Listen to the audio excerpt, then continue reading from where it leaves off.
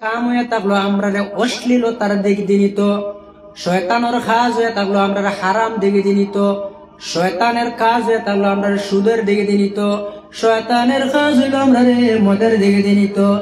এর জন্য আল্লাহ কুরআন শরীফের মধ্যে গোটা মানব জাতি আল্লাহ কেয়ারফুল করিয়া দিছেন, সাবধান করিয়া দিছেন, ওয়ালা তাত্তাবিউ খুতুওয়াতিশ শাইতান, তুমি তেন শয়তানের অনুকরণ করিও না, কেননা ইন্নাহু লাকুম আদুউম মুবিন, এইটা তোমরা লাগে কুল্লা প্রকাশ্য সবচেয়ে বড় একটা দুশ্মন।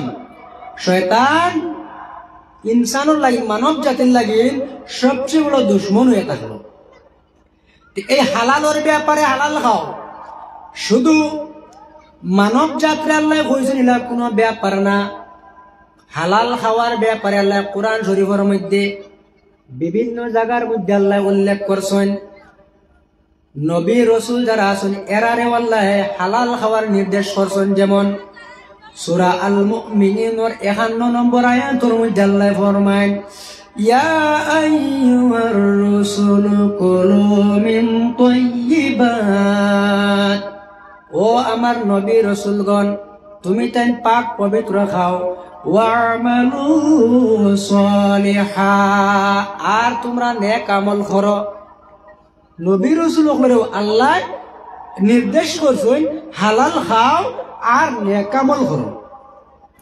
এইভাবে মুমিন যারা আছেন, ইমানদার যারা আছেন, যারা আল্লাহ এবং আল্লাহর হাবিবের উপর ঈমান আনছেন আর পড়েছেন লা ইলাহা ইল্লাল্লাহু মুহাম্মাদুর রাসূলুল্লাহ, মুমিন করেও আল্লাহ রাব্বুল আলামিন কোরআন শরীফের সূরা বাকারার 172 নম্বর আয়াতের মধ্যে জানাই দিলেন, ইয়া আইয়ুহাল্লাযীনা আমানু কুলু মিন তাইয়্যিবাতি মা রাযাকনাকুম,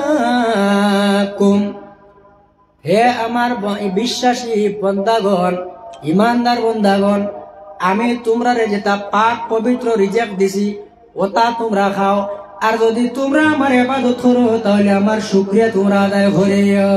আমরা কার ইবাদত করতাম জুড়ে হুক কাছেন, হালাল খাও এখান খেয়ে নির্দেশ করছেন। বড় হয়ে হইন না, আল্লাহর নাম লইলে মানুষের 40টা নেকি নামায় আমলের মধ্যে লেখা হয়। আল্লাহ আল্লাহ জিকির করলে মানুষের গুনাহ মাফ হয়। এর জন্য আল্লাহর নাম লইবার সময় মন থেকে আপনারা কুলিয়া লইবা, কেননা এই আল্লাহ আল্লাহ গোটা পৃথিবীর মধ্যে আপনার আল্লাহর নাম লওয়া হয়। ফজরের সময় একবার হয় আল্লাহু আকবার আল্লাহু আকবার, ওই নানা জোহরের সময় আল্লাহু আকবার আল্লাহু আকবার, আসরের সময় আল্লাহু আকবার আল্লাহু আকবার। এর জন্য আল্লাহর বন্দেগান আল্লাহর নাম যখন আপনারা শুনবা, আল্লাহর নামের সঙ্গে আপনারা আল্লাহ হইবা। আমার সাথে একবার হুকাছেন আল্লাহু আকবার। এটার বাংলা অর্থ হইল আল্লাহ মহান, আল্লাহ মহান, আল্লাহ বড়, আল্লাহ বড়। তো আল্লাহ আমরা অর্ডার করছেন পাক খাও, আর যদি তোমরা আমার ইবাদত করো তাহলে আমার শুকরিয়া তোমরা আদায় করো। কেননা মানুষের যখন হারাম খাইব, হারাম খাওয়ার পরে তার ব্লাডের মধ্যে যখন হারাম ঢুকবো, দোয়া করবা, দোয়া কবুল হইতো না। যে আয়াত আমি আপনার সামনে খুতবা পড়ার সময় বলেছিলাম, ইয়া আইয়ুহান নাসু কুলু মিম্মা ফিল আরদি হালালান তাইয়্যিবা, ও আয়াতের তাফসীরের মধ্যে আনছেন আল্লাহর হাবিব সাল্লাল্লাহু আলাইহি ওয়াসাল্লামের খিদমত একজন সাহাবী গেছেন, সাদ বিন আবি ওয়াক্কাস রাদিয়াল্লাহু তাআলা আনহু দিয়া রাসূলুল্লাহর খিদমত আরজ হল্লা, ইয়া রাসূলুল্লাহ আমি সাদুর জন্য দোয়া করুকা, আমার জন্য আল্লাহ মুস্তাজাবুদ দাওয়াত বানাই। মুস্তাজাবুদ দাওয়াত এরারে হয় যারা 24টি ঘন্টার ভিতরে যখন দোয়া করে এরার দোয়া কবুল হয়, এরারে মুস্তাজাবুদ দাওয়াত হয়। সাহাবী রাসূলুল্লাহর খিদমত গিয়া কইলা, ইয়া রাসূলুল্লাহ আমি সাদুর জন্য ও দোয়া খান তা আল্লাহর কাছে করুকা, যখন আমি সাদের দোয়া করমু আল্লাহ আমার দোয়া কবুল করতা। রাসূলুল্লাহ ফরমায়, সাদ রে তুমি একটা কাজ করিও, এই জমিনের মধ্যে তুমি হারাম যত কার্যকলাপ আছে, হারাম খাদ্য, হারাম সম্পর্ক, হারাম পোশাক পরিধান, সমস্ত হারাম রে তুমি বর্জন করে থাকিও।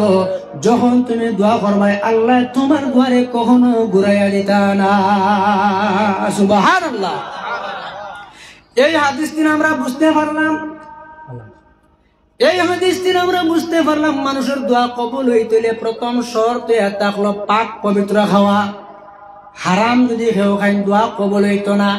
আমরা অনেক সময় কই দোয়া করি কিন্তু দোয়া কবুল হয় না। মসজিদে জুম্মাবারে দোয়া করি দোয়া কবুল হয় না। বড় মজলিসে গিয়া দোয়া করি দোয়া কবুল হয় না। কেননা আমরা জিসিমের মধ্যে হারাম যখন ঢুকবো দোয়া কবুল হইতো না। রাসূলুল্লাহ সাল্লাল্লাহু আলাইহি ওয়াসাল্লামে ফরমায়, যখন কোনো মানুষ হারাম খাওয়া শুরু করবা, হারাম খাওয়ার কারণে 40 দিন পর্যন্ত আল্লাহর বান্দাদের দোয়া আল্লাহর দরবারে গ্রহণ হইত না। একবার হারাম খাইলে 40 দিন পর্যন্ত দোয়া কবুল হয় না। এর জন্য হারাম দিন আমরা বাঁচতাম, হারামের মানুষের আদেশ, হারাম দিন নিষেধ করতাম, হালাল খাওয়ালে মানুষের আদেশ করতাম। কেননা মানুষের বালা কাজের আদেশ করা, বসত কাজের নিষেধ করা, এটাও আপনার কোরআন হাদিসের ভিত্তিতে ইমানের এক পরিচয়। সুবহানাল্লাহ। হে আল্লাহর মায়ার বন্দেগান, আমরা যে উপার্জন করি, কোন পথে আমরা উপার্জন করি আর কিয়ামতের ময়দানে আমরা জবাব দেওয়া লাগবো।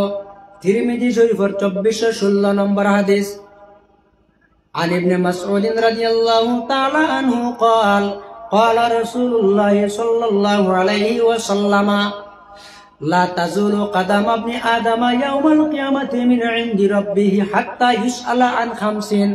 রাসূলুল্লাহ ফরমায়, কিয়ামতের ময়দানে বান্দারে যত সময় পর্যন্ত 5টা প্রশ্ন করা হবে না, তত সময় পর্যন্ত আল্লাহর সামনে দিন আল্লাহর কুদরতি কঠিন বান্দা একটা কদম নড়াচড়া করতে পারবে না। 5টা প্রশ্ন করা হবে।